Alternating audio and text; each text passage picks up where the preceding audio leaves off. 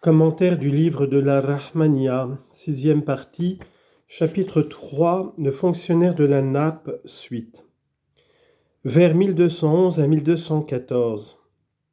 Ensuite, en secret, il fait des vœux, qu'il bénisse cette nourriture, qu'elle soit utile pour son service, qu'il lui donne santé et paix.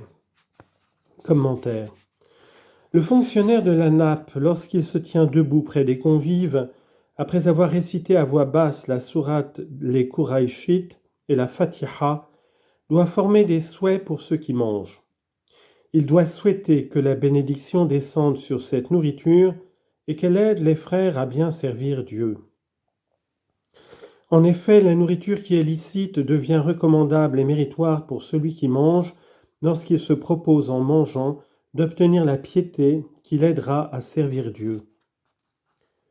Le fonctionnaire de la nappe doit donc demander à Dieu de leur accorder par cette nourriture santé, paix et force afin de travailler au service de Dieu pour lequel l'homme a été créé. Car les génies et les hommes n'ont été créés que pour servir Dieu en dépensant leurs biens, et ils ne doivent se nourrir que pour mieux servir Dieu. Or, le service de Dieu exige la santé et la santé du corps. Or, la santé ne s'obtient que par la nourriture. C'est la loi décrétée par le Dieu Tout-Puissant et qui sait tout. Le mot baraka est le complément d'un mot, la faveur de la santé. L'alif du mot rafiya est mis pour le ha du féminin. Vers 1215 à 1218. Lorsqu'ils ont fini de manger, ils lèchent leur reste, et cela en leur présence, puis ils adressent des souhaits. Commentaire. L'auteur explique une autre règle. Lorsque les pauvres ont fini de manger et qu'il a enlevé les plats qu'ils contenaient la nourriture, s'il reste quelque chose de ces aliments, il les lèche en leur présence dans le but d'obtenir leur bénédiction et pour leur montrer combien il est honoré de les servir. Car le prophète a dit « Le serviteur des autres est leur Seigneur ». Une autre règle veut qu'il ramasse les restes du repas et qu'il les mange avec le fonctionnaire des sandales et celui de l'eau.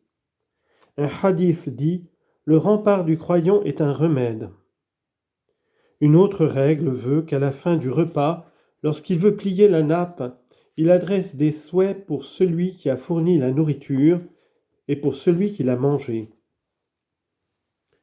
La Torfa dit « Lorsqu'il veut plier la nappe, il dit que Dieu récompense celui qui a donné cette nourriture et celui qui l'a mangée, et qu'il y mette sa bénédiction.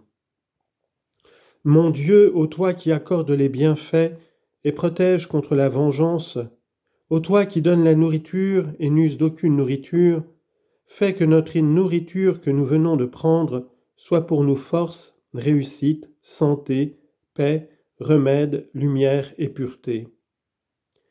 Préserve-nous de ces suites dans ce monde et dans l'autre. Qu'elle soit pour nous un don de ta générosité que tu accordes sans compter à qui tu veux, ô toi le plus clément des cléments. Amin, louange à Dieu, le Seigneur des mondes. Le mot laraqa, lécher, c'est manger avec son doigt. L'alif du mot adhiya est pour le ha du féminin.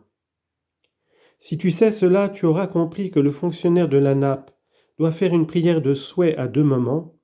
D'abord lorsqu'il a fini de mettre la table, au moment où les convives commencent à manger, et ensuite lorsqu'ils ont fini de manger, au moment où il plie la nappe. Vers 1219 à 1222.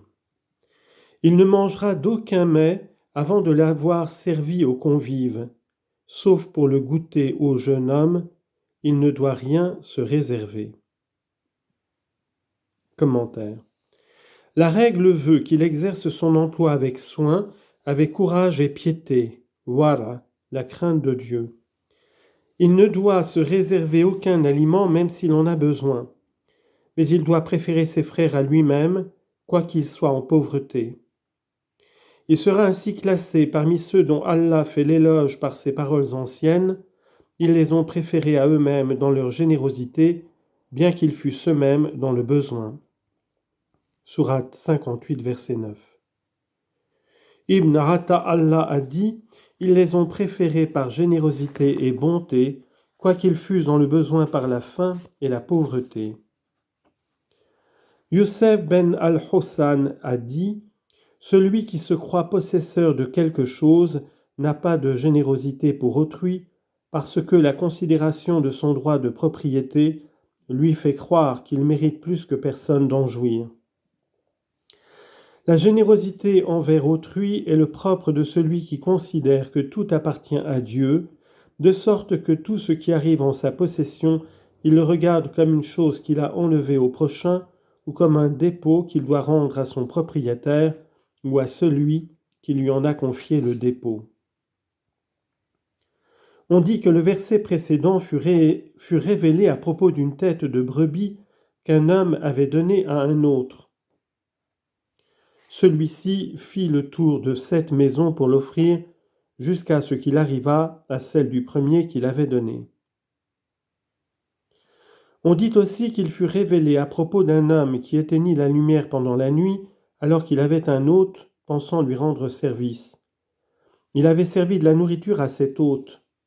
Celui-ci croyait qu'il allait manger avec lui, mais l'hôte préféra son visiteur à sa propre personne et à sa famille. Aussi à ce sujet a-t-on dit, l'ascète préfère donner les biens de ce monde à autrui, l'homme sage contemplatif est celui qui ne réclame rien de son droit pour lui-même et donne tout généreusement à autrui, des choses de ce monde et des choses de l'autre.